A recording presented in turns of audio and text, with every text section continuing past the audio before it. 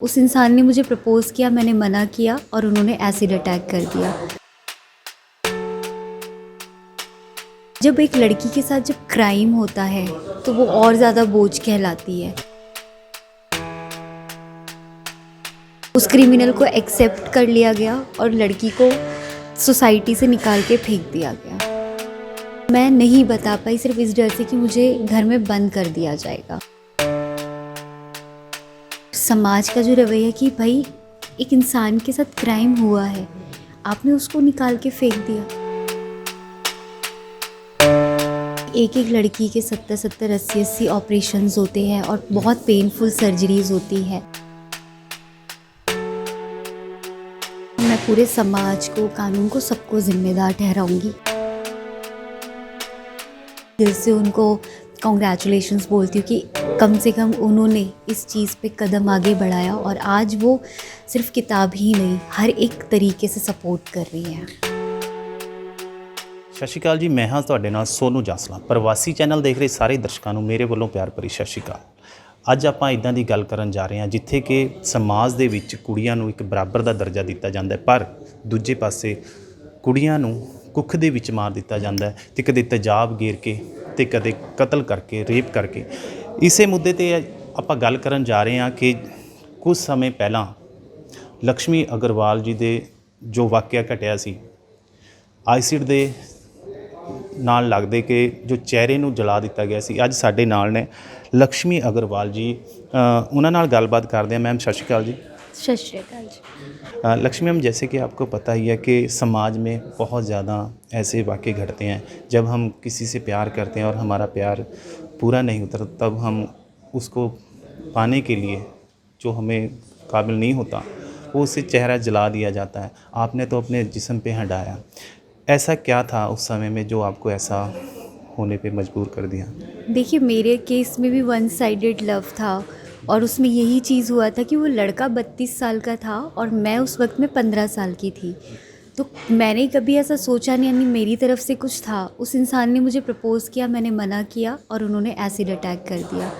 उसके बाद से बिल्कुल लाइफ चेंज ही हो गई कि आप एक नॉर्मल लाइफ जीते हैं और अचानक से आपकी लाइफ में ऐसा कुछ हो जाता है और बहुत पेनफुल होता है ये सारी चीज़ें। बिल्कुल एक नॉर्मल लाइफ अचानक से एक ऐसा हादसा मोड़ ले लेता है, क्योंकि एक लड़की जो कि कोख से ही बोझ मानी जाती है, जब वो पैदा होती है तो उसके करियर से ज़्यादा, उसकी लाइफ से ज़्यादा उसके दहेज पे फोकस किया जाता है। और जब एक लड़की के साथ जब क्राइम होता है तो वो और ज़्यादा बोझ कहलाती है। तो ये बहुत पेनफुल जर्नी रही कि एक लड़की के साथ एक उसी समाज में वही क्रिमिनल, उसी समाज में वो लड़की जिसके साथ हादसा हुआ, उस क्रिमिनल को एक्सेप्ट कर लिया गया और लड़की को सोसाइटी से निकाल के फेंक दिया गया। लक्ष्मी मैम, आपको नहीं लगा कि जब उन्होंने आपको प्रपोज़ किया था कि आपको घर वालों को बताना चाहिए कि आप बात आगे ना बढ़े? कुछ ऐसा हुआ था? आपने घर वालों से बात की थी? नहीं की थी, क्योंकि मैं खुद छोटी थी और उस वक्त में अगर मैं बात करती तो शायद मेरे घर वाले मेरा स्कूल छुड़वा देते, घर में बिठा देते, क्योंकि मेरे खुद के अपने सपने थे और उस वक्त में उस सपनों के लिए पेरेंट एग्री नहीं थे। तो मुझे अपने सपनों को पूरा करने के लिए घर से निकलना ही था किसी भी तरीके से। और उसी बीच में ही उस लड़के ने मुझे प्रपोज़ कर दिया। मैं खुद इतनी डर और सहम गई कि एक 15 साल का बच्चा क्या शादी के लिए प्रिपेयर होगा, वो अपने सपनों को जी रहा है। तो मैं नहीं बता पाई सिर्फ इस डर से कि मुझे घर में बंद कर दिया जाएगा। और वो लड़का 32 साल का है, घर में उसको सब जानते हैं, तो उसकी बात पे ज़्यादा गौर की जाएगी और मेरा तो कोई सुनेगा ही नहीं। मैम, कैसा समा रहा होगा जब आपने इतना दर्द झेला और आपने घर वालों ने कैसा दर्द झेला? घर वालों ने कितनी हमदर्दी, कैसे आपको समाज में कितना को हो गया? जब अटैक हुआ, अटैक सिर्फ एक पर्सन पे नहीं, उसके पूरे परिवार पे होता है। तो उस वक्त में सोसाइटी का रवैया, रिश्तेदारों का रवैया, दोस्तों का रवैया, सब कुछ बहुत दर्दनाक था और सब लोग साथ छोड़ छोड़ के चले गए थे। उस वक्त में पेरेंट ही थे जो पूरे सपोर्टिव में थे और मैं बहुत लक्की मानती हूँ कि मेरे पेरेंट का बहुत साथ रहा है, बहुत सपोर्ट रहा है। मुझे बहुत खुशी है इस बात की। और समाज का जो रवैया कि भाई एक इंसान के साथ क्राइम हुआ है, आपने उसको निकाल के फेंक दिया। और एक वो लड़का जिसने अटैक किया उसको एक्सेप्ट कर लिया, उसकी शादी हो गई, और मैं अपने हक के लिए सिर्फ़ और सिर्फ जीने के लिए लड़ाई लड़ रही थी। तो उस वक्त में दोस्तों ने साथ छोड़ा, तो वो वक्त बहुत अजीब था कि शायद कह के एक्सप्लेन ही ना कर पाऊँ। जब वो उस वक्त में जाती हूँ तो हिल जाती हूँ कि कोई नहीं था, ना दोस्त, ना कोई साथी, ना कोई नहीं था।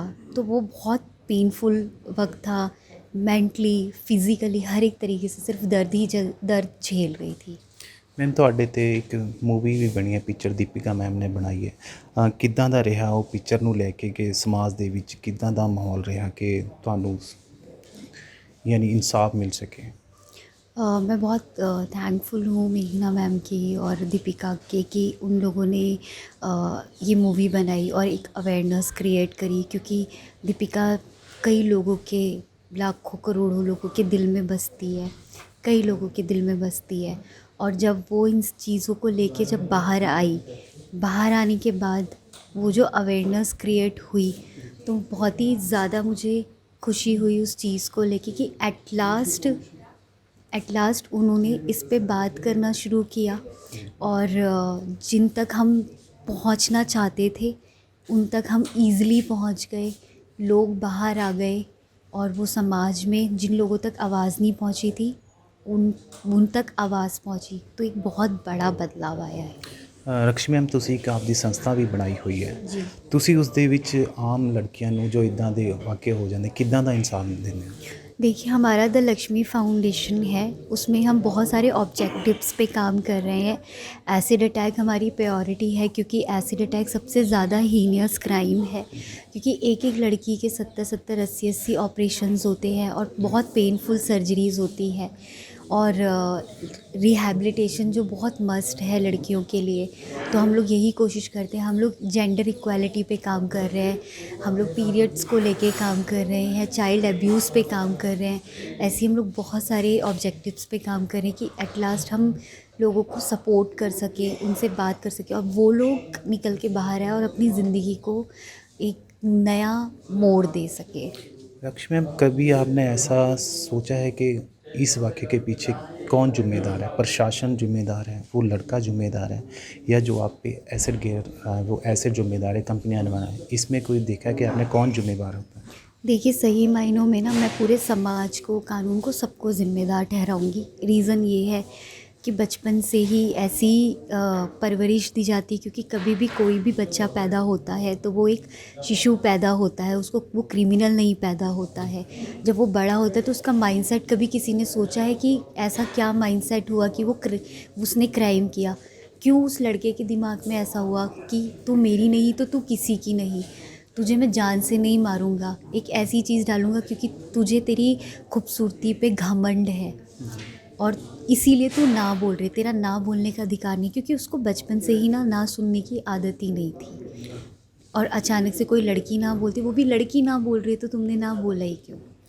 मैम, आज के समय में आपको पता है कि लड़कियां जैसे कि बाहर निकलती हैं रात को, जाने डरती हैं, ठीक है ना?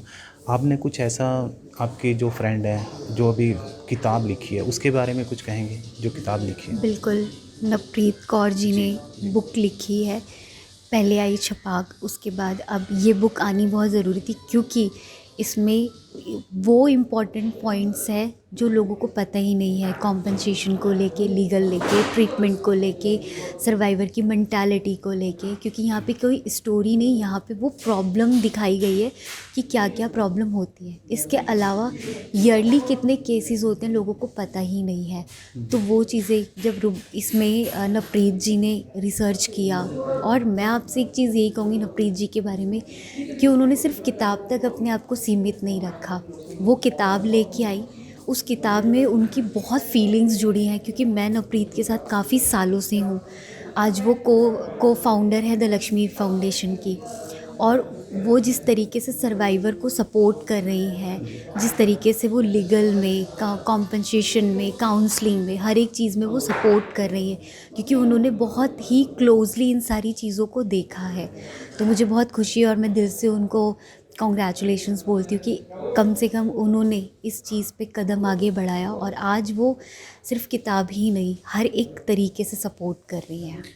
रक्षी मैम, लास्ट सवाल लेंगे हम। जैसे कि आपको पता है आज के कल के टाइम में लड़कियों को कहते भी हैं हम बराबर का दर्जा देते हैं, लेकिन उनको कोख में ही मार दिया जाता है।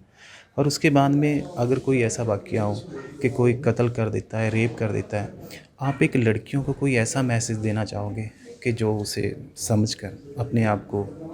जी बिल्कुल। क्या होता है कि जो भी क्रिमिनल होता है वो कोई बाहर वाला नहीं होता है, वो आपके घर का ही होता है।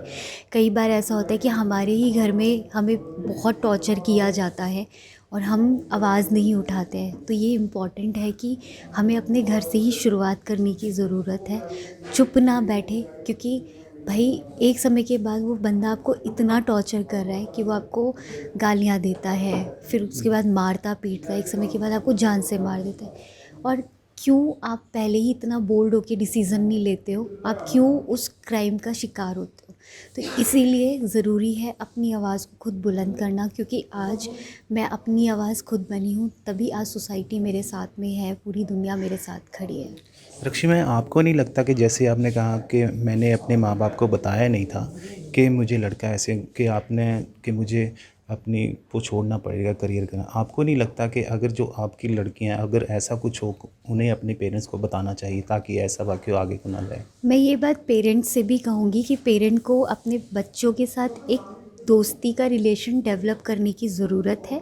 अगर उस वक्त में मेरे पेरेंट्स मेरे साथ एक फ्रेंडली जोन में होते तो शायद आज मेरे साथ ये हादसा नहीं होता, क्योंकि घरों के अंदर से ही चीज़ों को चेंज करने की ज़रूरत है। आज मेरी खुद की भी 6 साल की बेटी है, आज मैं उसके साथ भी एज एन दोस्त की तरह ही रहती हूँ। वो अपने दिल की जो भी बात बताती है मैं उस पर रिएक्ट नहीं करती, उसके सल्यूशन पे जाती हूँ। तो जब भी, और मुझे ऐसा लगता है कि आप ये चीज़ मैं उन यूथ को कहूँगी कि आपके अच्छे दोस्त आपके पेरेंट्स ही होते हैं, क्योंकि जब भी कोई हादसा होता है उस वक्त में दिक्कत में सिर्फ आप ही नहीं, आपके पेरेंट भी होते हैं। तो अपने पेरेंट्स के साथ एक टाइम स्पेंड करें और पेरेंट बच्चों के साथ टाइम स्पेंड करें और वो रिलेशन डेवलप करे, एक दोस्ती वाला रिलेशन, ताकि कभी कोई ना लक्ष्मी और ना कोई निर्भया बन पाए। मैम, आखिरी सवाल, प्रशासन को ऐसा क्या करना चाहिए कि जिसमें लड़कियां सुरक्षित रहें, और क्योंकि प्रशासन ने बहुत कुछ किया हुआ है लेकिन फिर भी लड़कियां सुरक्षित नहीं हैं, आपको क्या लगता है? प्रशासन तो सिर्फ कहता है, करता क्या है? सिर्फ कहता है कि आप इस नंबर पे, हेल्पलाइन नंबर पे कॉल करके बात करो, अपना केस रजिस्टर करो।